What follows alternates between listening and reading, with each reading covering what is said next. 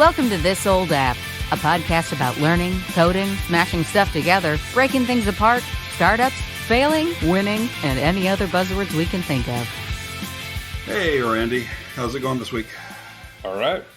What's going on? So this week, actually for the past, I don't know how many months, we've talked numerous times about how I've been working to automate some of the things we do within construction specialties and how I've played with committing fully to the Microsoft ecosystem and then I backed off on that a little, and I'm kind of in limbo between the two. But I thought today we'd talk about everything that the Microsoft ecosystem can do, because there's just a ton there, and we won't even hit everything today.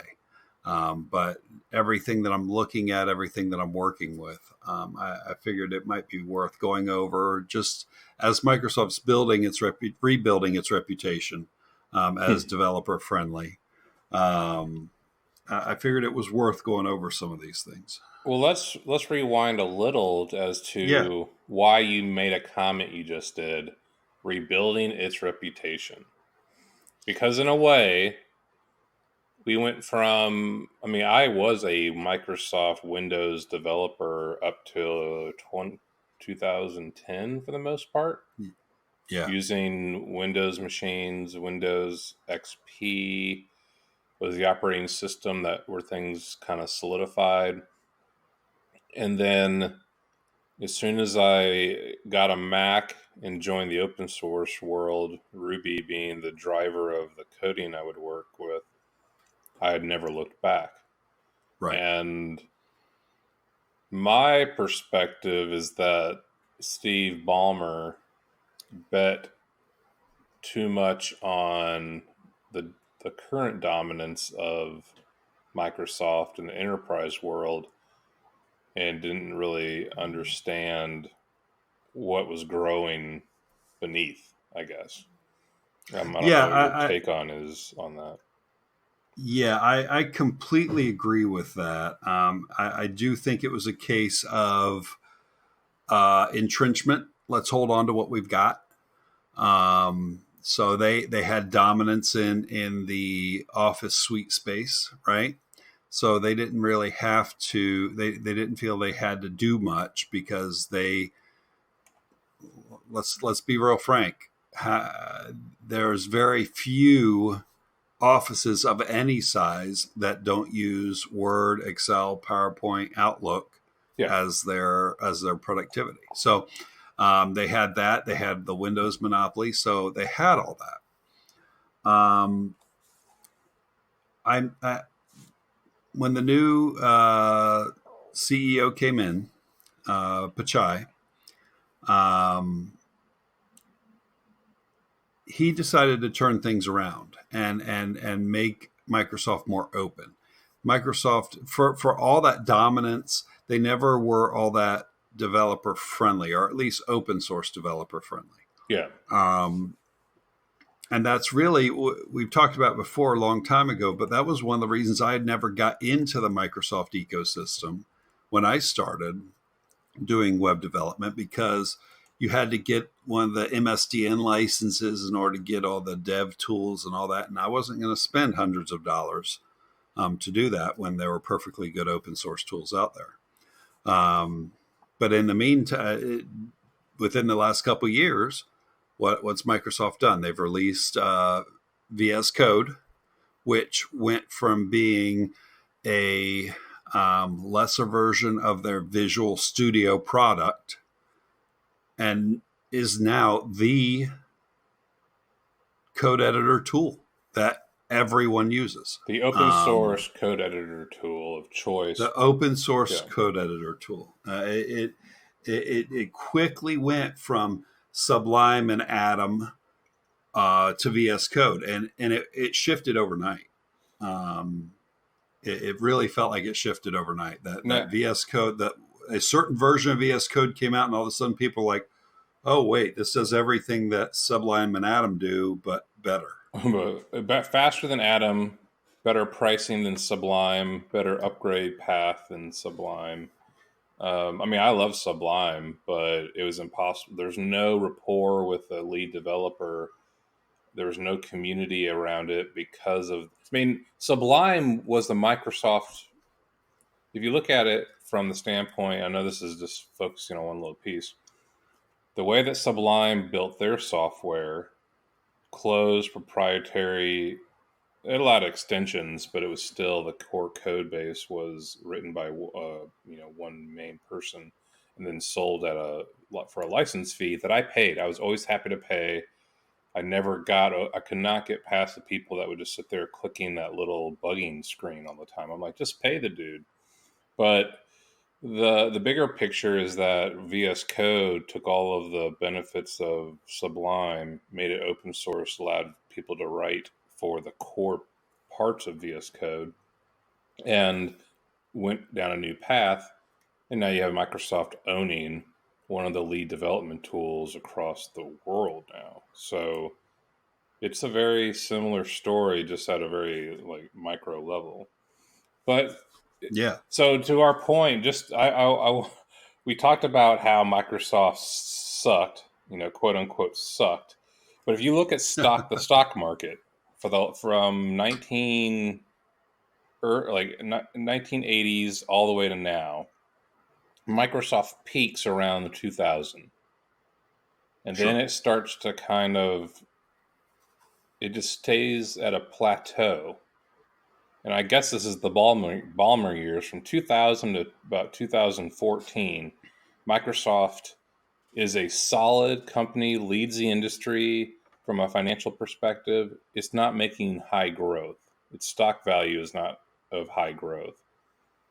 And all of a sudden, around 2014, it starts skyrocketing again to where it is now. And I have no idea where it is now relative to Apple and stuff, but you can just see a humongous climb from 2014 to now for the stock value.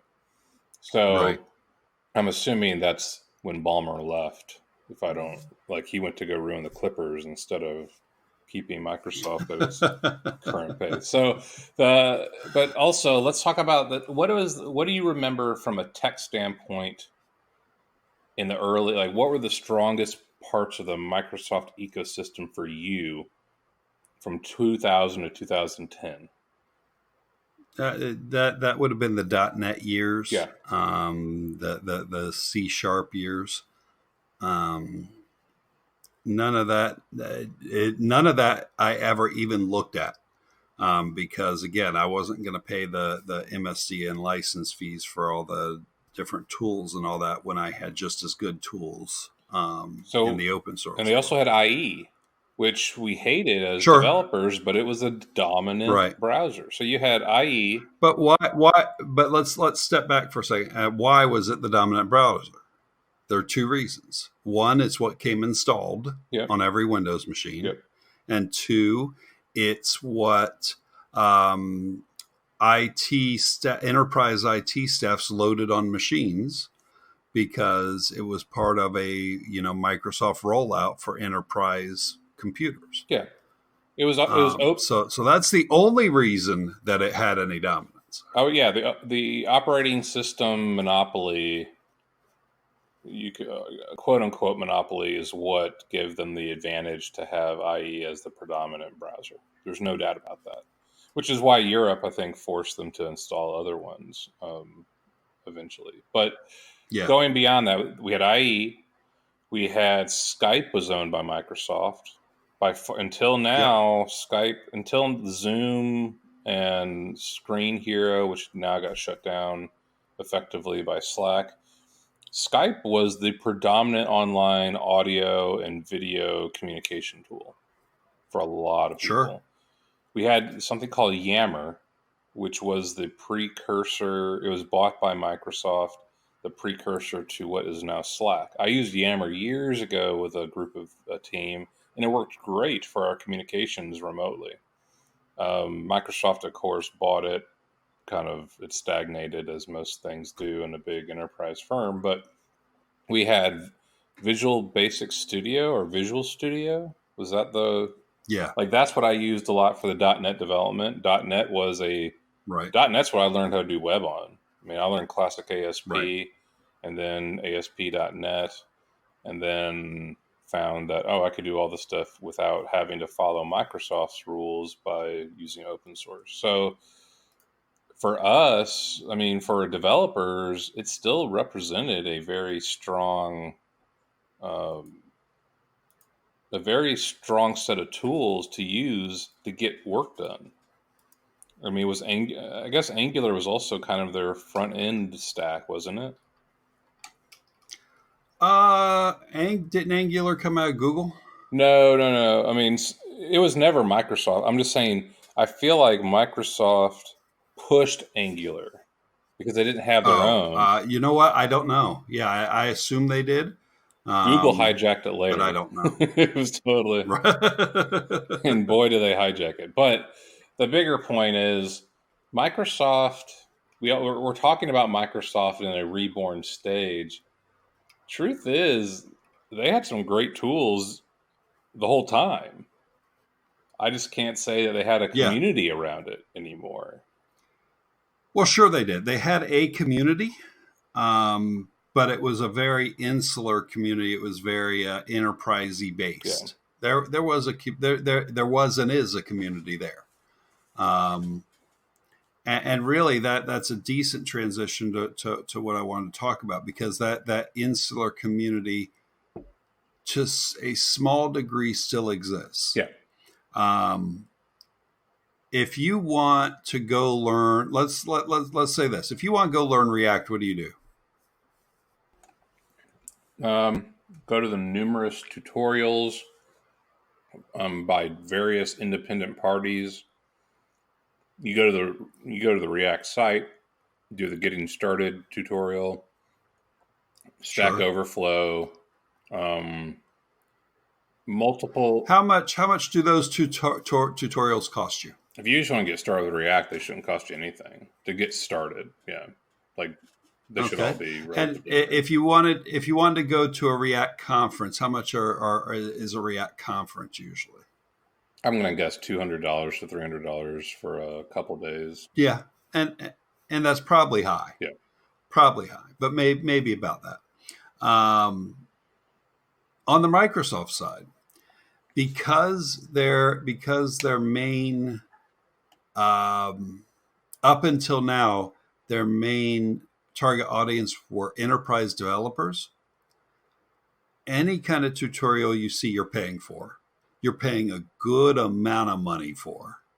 We're talking hundreds of dollars for a tutorial series on SharePoint development or Microsoft Flow development or any of the Microsoft development stuff. You're paying a good amount of money for. There's a conference coming up in Atlanta, I want to say in about a week. It's their business applications development conference. It was $1,000. There's one in Orlando in November that I'd love to go to because it's exactly about developing. It's $2,500. yeah.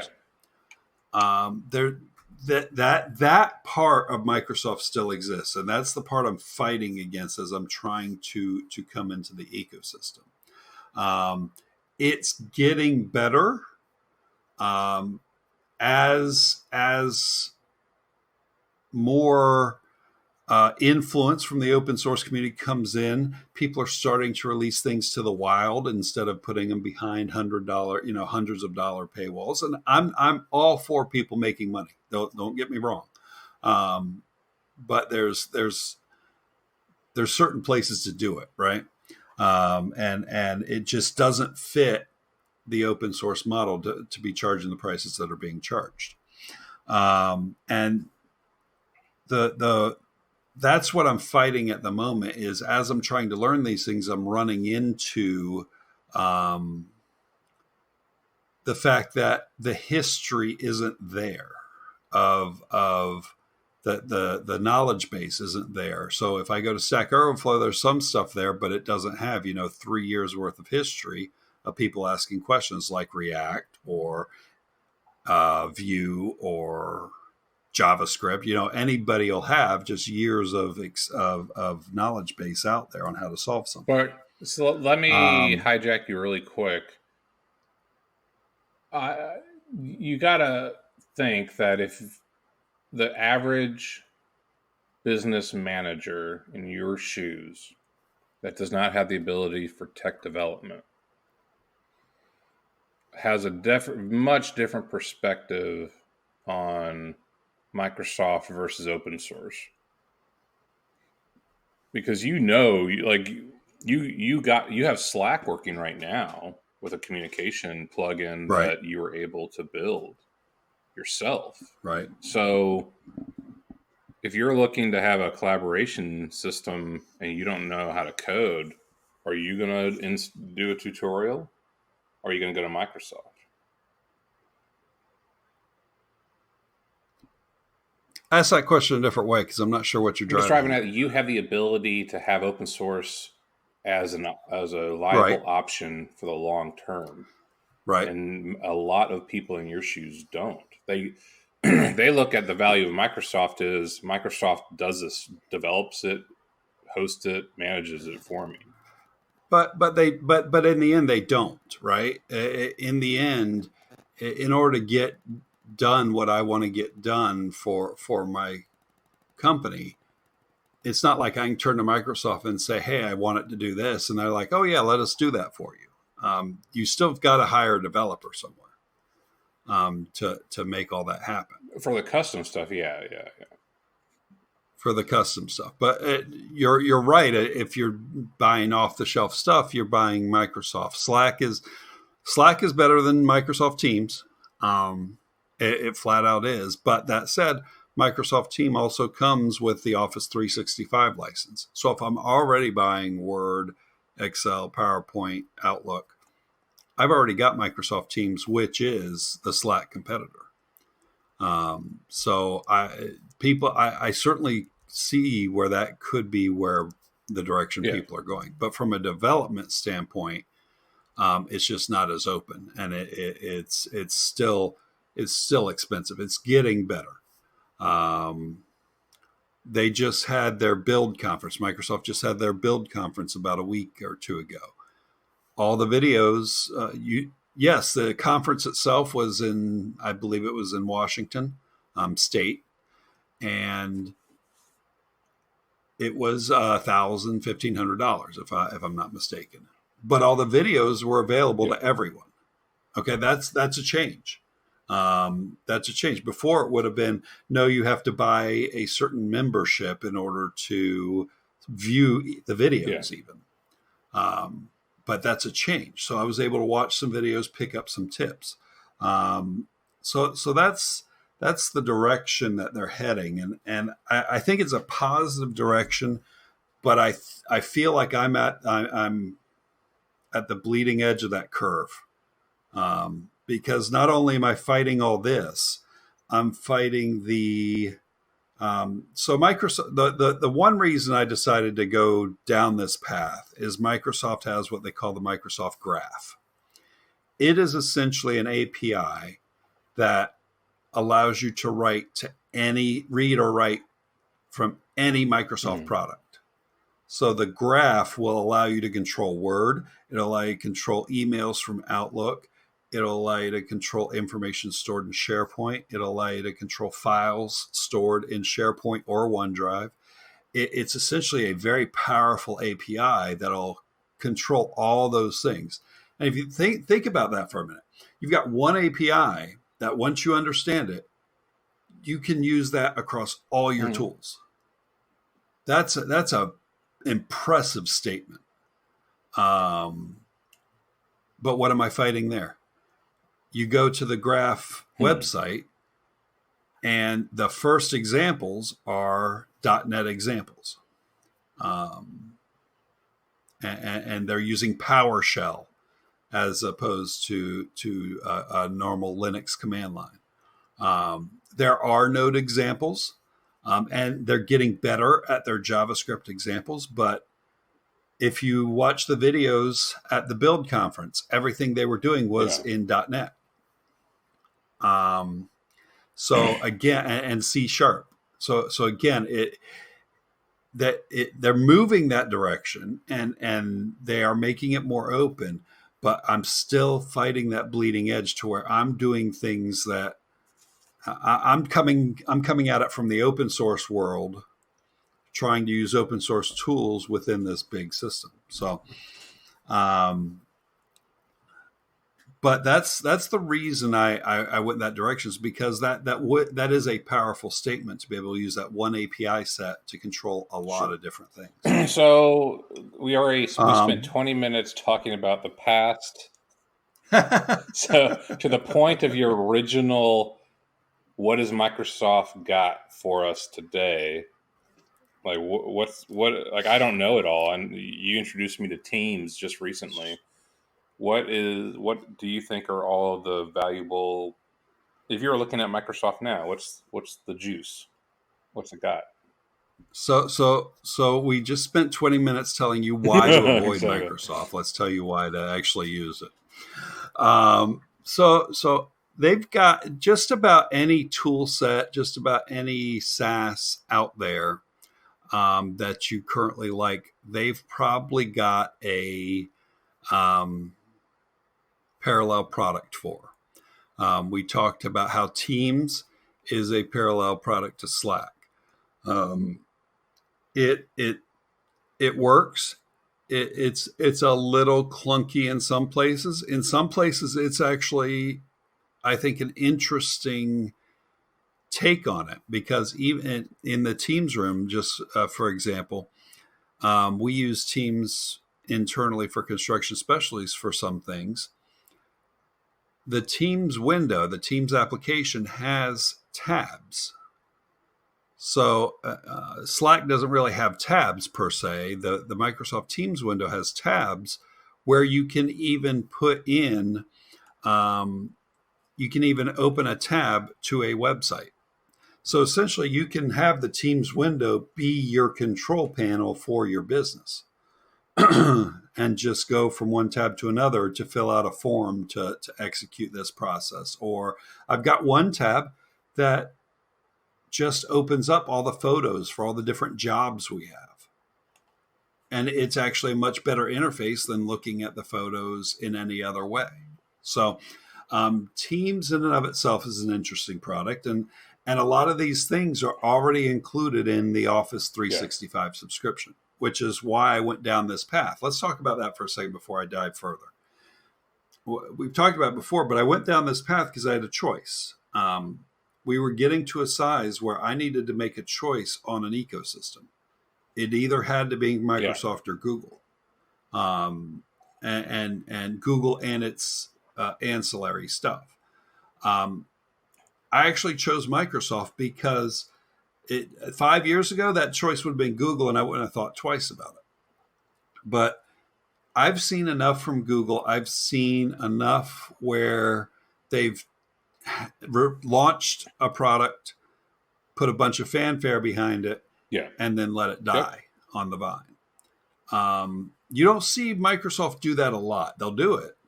But usually if they put something out there, the benefit you have is that just went out to thousands upon tens of thousands of companies, enterprises out there, so that they're going to be counting on. So it's not like Microsoft can just. But there's a reason behind that, and that's because of money.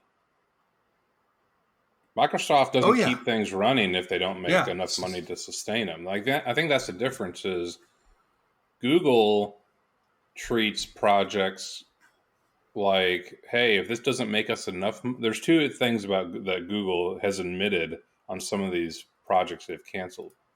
One, it has to make substantial profit. And two, if they get bored and can't find devs to work on it, they're not going to keep it going either. Microsoft will employ people to do boring jobs. There's a big difference with that. Oh, yeah.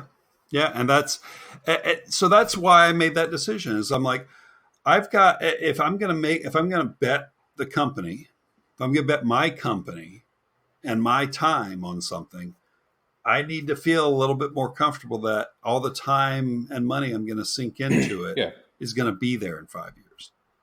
And I just didn't have that feeling on Google and its various components. So went ahead and got the Office 365 subscription for the company and started moving all the tools and things we've got. So one of the things we've got is a Google form that people enter information and and after it gets submitted, it triggers a Zapier flow. It's a Zapier Zap is what it's called.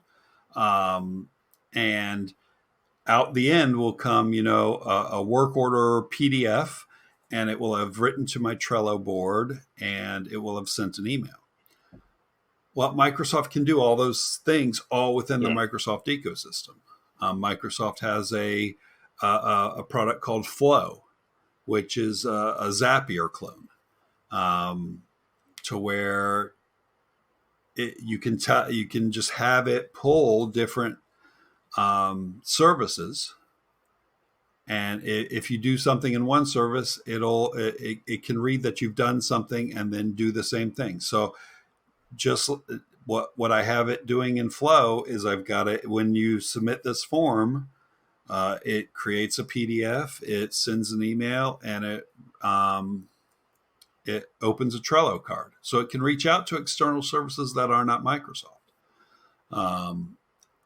I don't know that it would have done that 5 years ago. Yeah. So and again, Flow's included in the Office 365 subscription. No longer do I have to pay Zapier, $20 a month to get its advanced features. I can just use Flow instead. But you're just shifting. You're shifting for that particular. You're shifting maybe it's a sunk cost to you on Office 365 because. But in a way, you're still there's a chunk of that 365 that is paying for Flow, and in a way, Flow keeps you locked into their system. There's a cost either way. Yeah. Right, and I want to get into lock-in in a minute. So that's absolutely all true, but Flow's not all that complicated. I'm not spending weeks of development time working on changing my Zapier process to a Flow process. Just another cost I'm getting rid of is I pay a company called PD Filler $20 a month to generate PDFs for me. Well, over in the Microsoft system, Flow has a certain component that'll just take a Word doc and save it as a PDF. So that's $20 more a month that just go away, that I don't have to pay anymore. So when we were first talking about this, I told you I was all in. I was going to build all these things in SharePoint and all that. Where I got so deep into it and was starting to put things into SharePoint that I realized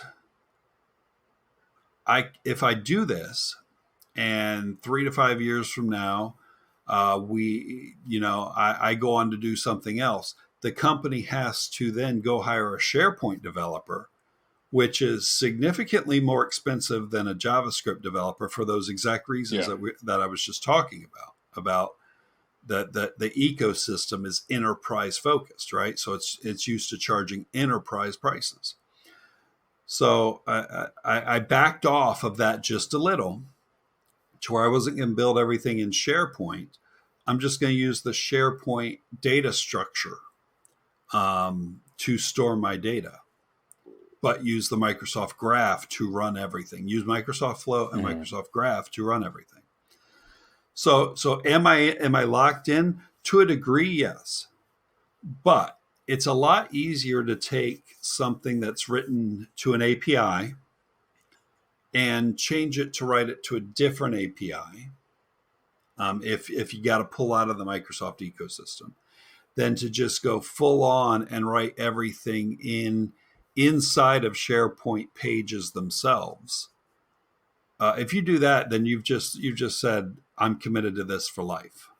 Because to do it outside of SharePoint would mean no one's ever got fired betting on Microsoft, except maybe Oz Nelson. Is that the dude's name? Like, Yes, exactly. The only yes, that's true, but that's true. That's a true yeah, statement for enterprises. I'm not so sure that's a true statement for small businesses. Um, I think it's the easy answer for small businesses, and it's the right answer for us to go this direction. I'm just not committing wholeheartedly to it. I do want to talk a little bit about SharePoint, because SharePoint is there's a lot going on in there. What do you think SharePoint is?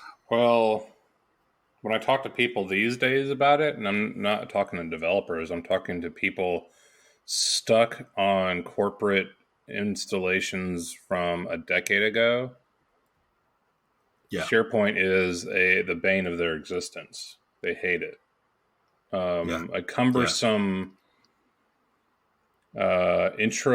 what do we call them? Intranets? Is that what the name we had for them? Yes, intranet. Yep, yep, I mean, yep. I've seen people try to build Drupal sites into intranets like that, Oh and God.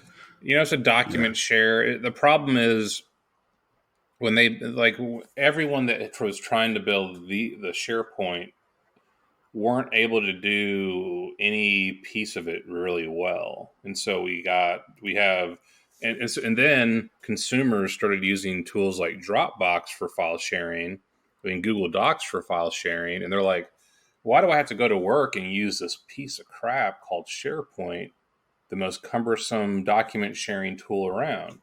So we have examples in our lives of the best types of tools for collaboration, yet everyone was stuck on SharePoint in the office. That was like the worst example of it.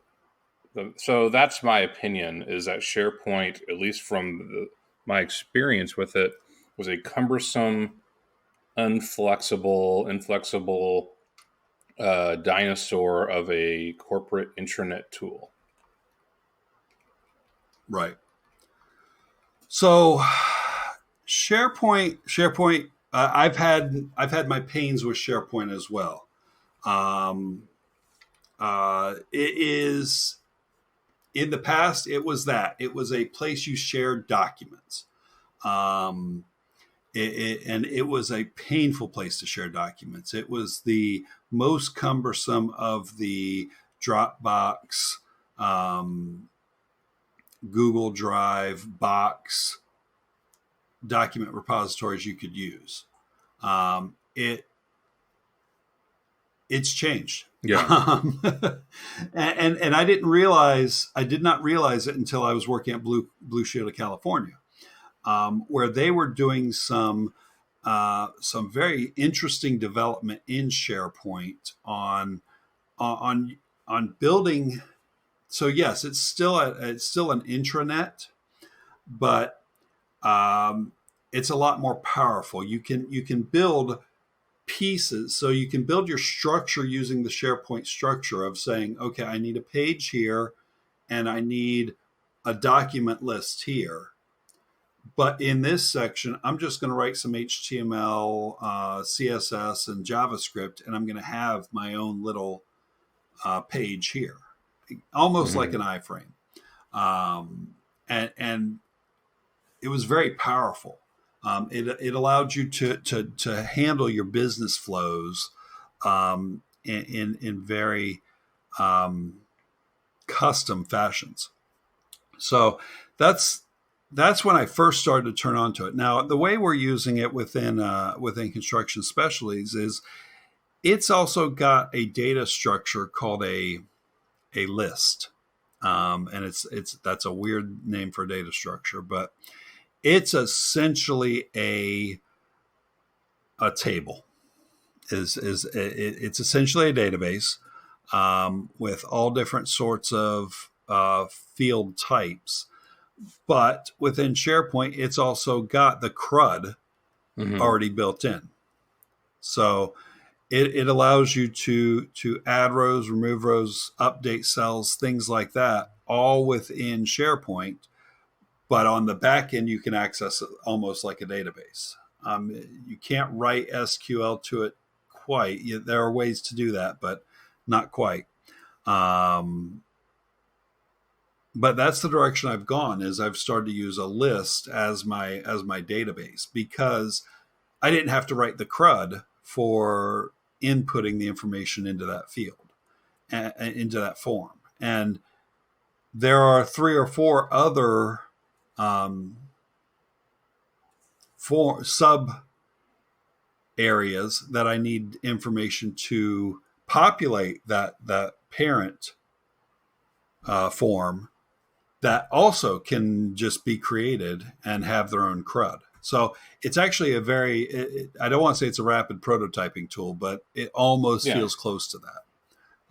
In that you can do form-based stuff very quickly, and it makes it very easy. So because the Microsoft Graph API allows me to just write some API code to go target all that, I can use the CRUD for that. I can use the API to do all the manipulation I need to do. And all of a sudden, I've got a full-fledged system running. We haven't even talked about Azure, and I think Azure is a different conversation. But Azure is Microsoft's answer to AWS or all the Google Cloud, development engine structures, things like that. So I would have to look, but I would bet Azure is probably second right now behind. And I've used Amazon. Azure. I would bet it. I can speak for it. If you take AWS and maybe rewind it about 3 or 4 years ago with average documentation but full features, Azure has a lot of stuff. And what does it have working in its favor? It's got the fact that you can authenticate to it using all your Microsoft credentials. Yeah. Right. So all of a sudden it's one step ahead, in that Azure has access to all those things already in your ecosystem. So I think Azure will catch up, but it's going to be an interesting race. So that's a lot of the things I wanted to talk about when it came to Microsoft tools. Flow absolutely is something to look at. If you're currently looking at Zapier and IFTTT, go look at Flow as well. Flow is just as powerful. And if you're already in a Microsoft ecosystem, it might be better for you. Teams isn't there yet. Teams is not there yet in comparison to Slack. What I will say is, again, it's included in your Office 365 subscription. It's got video conferencing in it. So, and it saves all your messages. Slack will do all that, but you have to pay for the premium feature. So if you're not super integrated into Slack with, lots of extensions, Teams will work for you. The graph is really the point where I'm going to be spending a lot of time, and I'm still working through it and still fighting the redheaded stepchild syndrome of trying to use it using Node instead of using C# and .NET.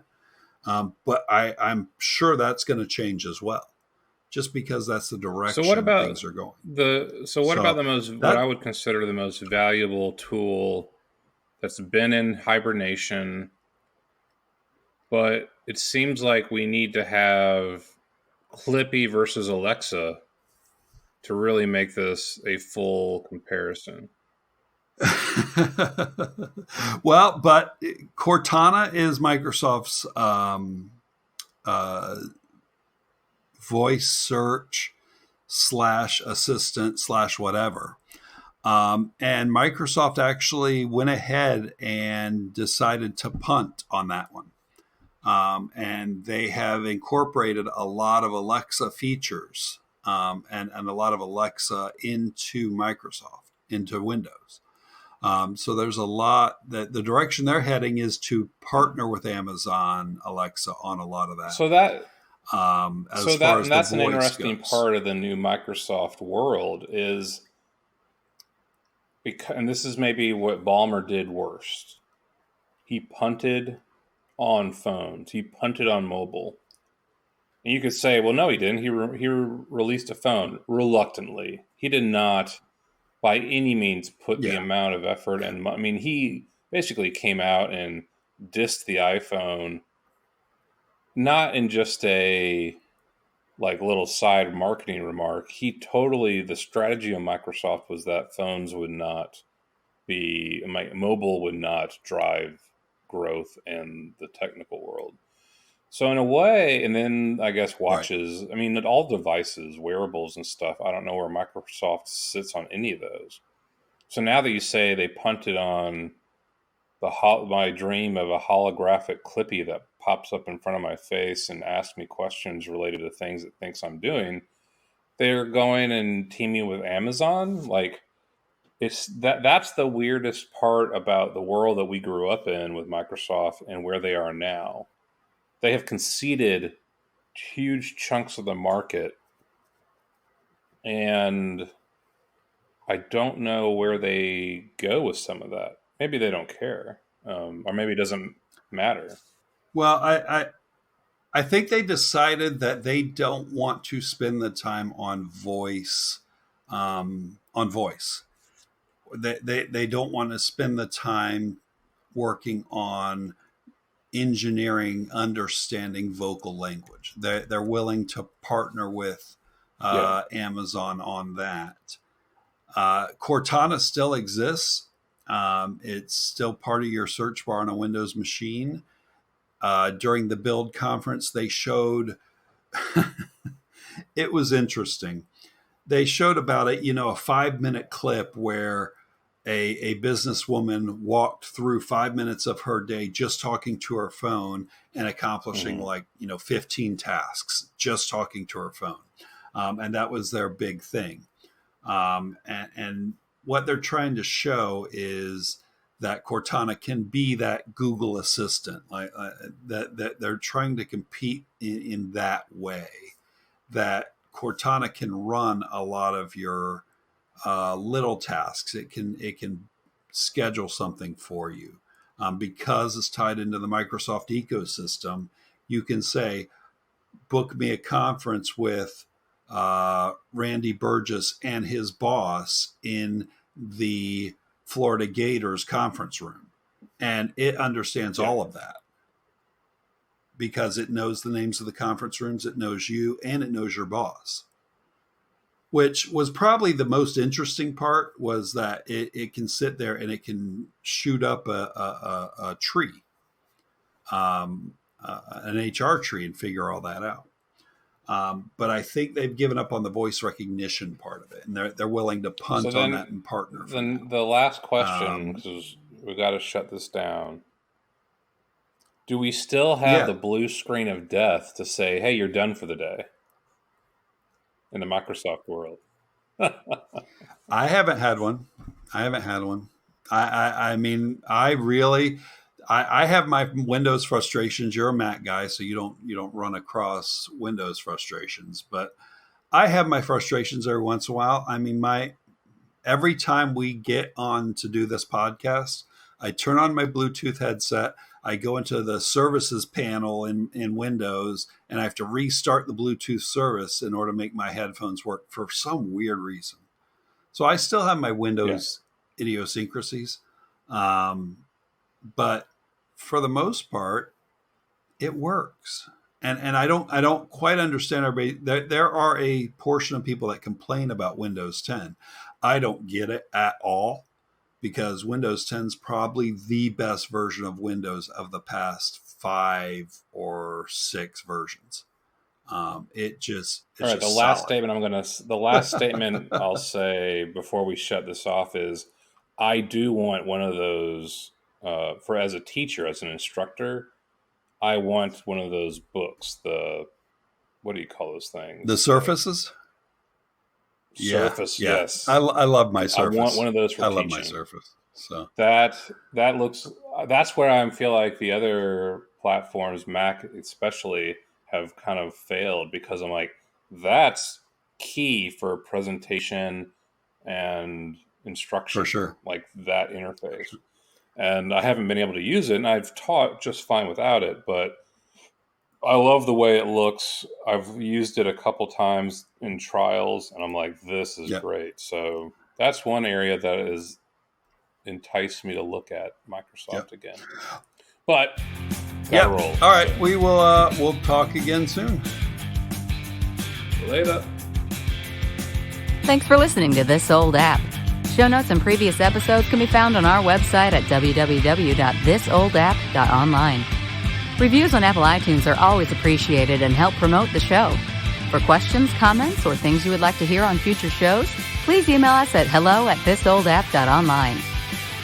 Show music is Guns Blazing by Fab Claxton, licensed by Pond 5. Voiceover work by MeganVoices.com. You'll hear from us soon.